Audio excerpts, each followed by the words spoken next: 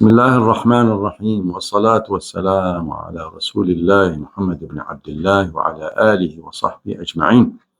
Ama ba'd, muhterem aziz kardeş bacılarım, Esselamu Aleyküm ve Rahmetullahi ve Berekatuhu. Allah'tan dilerim sadakatımız, zekatımız, oruç tutmamızı Allah kabul etsin. Ya Rabbi hasenatımızı da çok etsin. Amin, amin, velhamdülillahi rabbil alemin.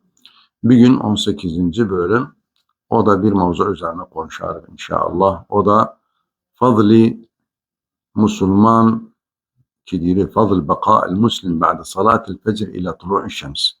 Sabah namazından sonra insanın namazı kılandan sonra kalsın ila tulu'i şems, yani ki güneş çıkmağına kadar öz yerinde kalsın ki namazı kıldı, çabalamasın yerinde.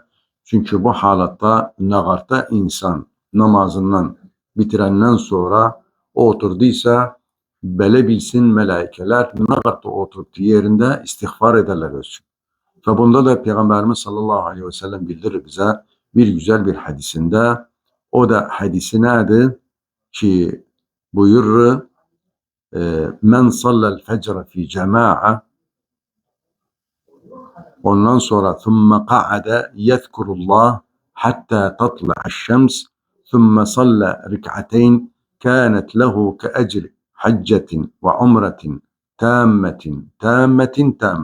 Bu taban bu hadisi şerif rivayet Müslüm'den ve gayrihi, yani ayrı bir yollardan da aynı gelip. Hadis sahihti bu.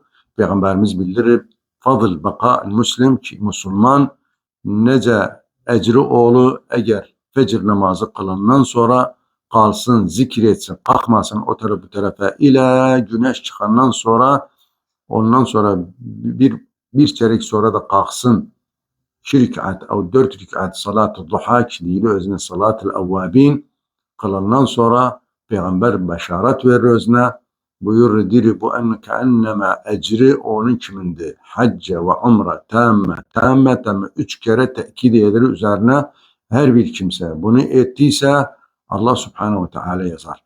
Ve bu bir fırsat. Ramazan'da insanlar çok var, mesela suhura kalkırı edebilir, istiglal etsin bu fırsatı. Olar ki mesela işleri yoktu, o işe gider erken, koy yatmasın bu. Özü daimen insan fecr namazına kalından sonra bu vakitte kassa oyak daha iyiydi. Çünkü bu vakitte da rızıklar paylanır.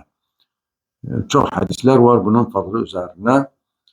Ondan sonra eğer kaldıysa da zikrettiyse, taban bir zikir de var, onu eğer ettiyse Allah subhanehu ve teala 10 hasenet yazar öz için her bir demağında ve aynı halda da 10 seyyiatin siler ve 10 derece üskek eder özün ve aynı zamanda da o gün hakkına Allah subhanehu ve teala saklar özün.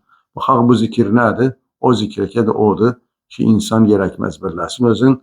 Der la ilahe illallah vahdehu la şerike leh, lehul mulku ve lehul hamd, yuhyi ve yumit ve huve ala kulli şeyin kadir. 10 defa dediyse bunu Allah dediğimiz ki yazar senin için her bir demekte 10 hasenat ve aynı halda da 10 seyyiat silinir senden ve 10 derecede üskeklik olur sende ve senin için o gün hakkına haras oğlu ki Allah'ın zimmetinde olsan ve aynı halda da ila geceye kadar ne güzel bir ticaret Rabbil Alemin'in bir insan eğer ettiyse özün.